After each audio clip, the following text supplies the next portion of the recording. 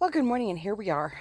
It is Monday morning, and this is the morning mumble. What am I going to mumble about this morning? Well, the reason why I'm a little late putting this up is because I've been trying to figure out how to flip my camera while I'm recording from the front to back camera. So, you can see my face, and then I could just flip it around so I could show you the garden, what I was looking at, but, without turning the camera and making everybody dizzy and wanting to throw up and feel like you've just been to a 12-hour party and nonstop drinking.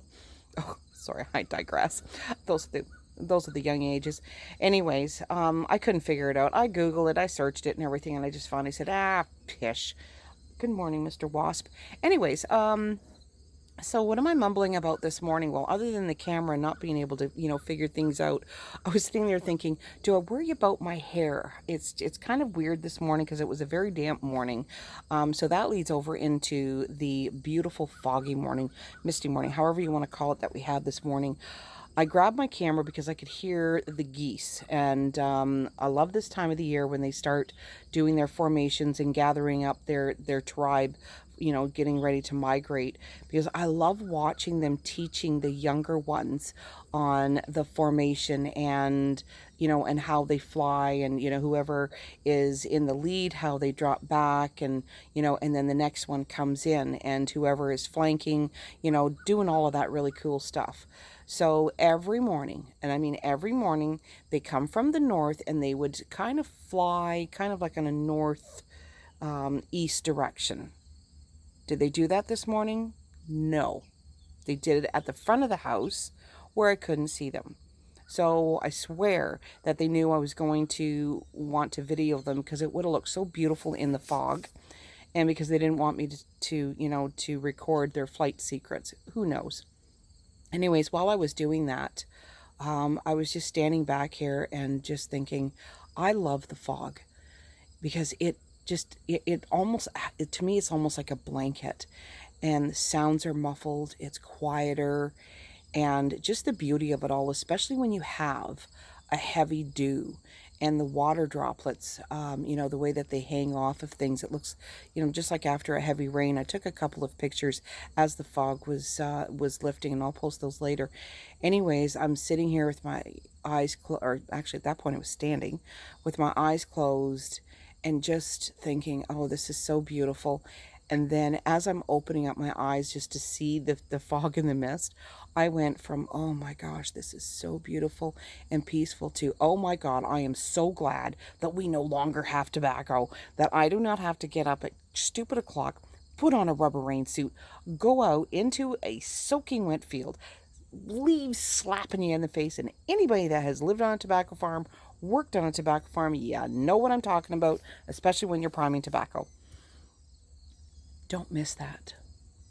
Well, I kind of do, but then I slap myself. Anyways, so it was just like, oh wow, yes, thank you for that. Thank you for the experience. And then I snapped my self back into, that is done. Let's take in the peace and calm again. So you don't necessarily have to be sitting on the floor in front of in front of anything, in pictures, whatever it is. A lot of people say, I can't meditate. I don't know how to meditate. I personally have a very, very difficult time just, sitting eyes closed and, and really, really getting into it. I do eventually get there, but it takes me a little while. And that's when I realize that my form of meditation is totally different, on where I go to let go of things that no longer serve me any purpose, to, to give me, and so that I can either give what needs to be given or receive what I need at this time. And I do a lot of that by washing dishes. I love washing dishes. I know it sounds weird, but as soon as my hands go into water and I'm washing, my mind just goes away. It just flies off somewhere else, and it does literally go away sometimes. And, and then the other times I just sit out back here in my beautiful, serene property.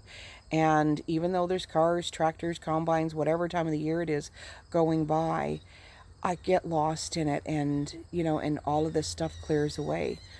I said that 2020 was going to be the year for me to heal and to become well again. And that's exactly what I'm doing. So, sorry about that phone call.